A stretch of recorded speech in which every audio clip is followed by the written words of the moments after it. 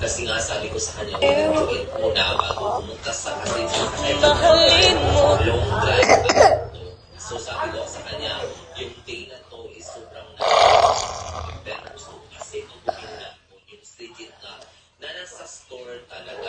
So ayun na nga, nag-order na nga kami dito. Monty. Lang tayo para kasi ang layo po kasi talaga yung biyahe. I think total 3 hours na. 2 hours na biyahe ko.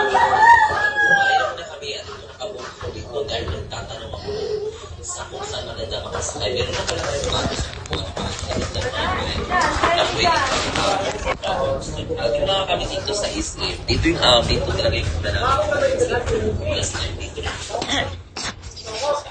Power Map. So which is dito lang talaga sa buwan yung pinakamalapit.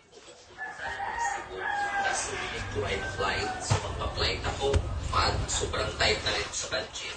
Kaya naman dito lang tingin na kami kung ano yung maganda. Siyempre magawa which is talaga na so hindi po ng mataas na pero sabi ko ba dito na parang kung ano ay pitingin na kami ng unit dito na tayo sa Solution 16. Sabi niya, ako pa rin sila tayo na doon kasi ito na talaga na mababahal sa year. Maganda yung goal ng so kaya naman tayo dahil 6 months na talaga tayo na patient para makabili.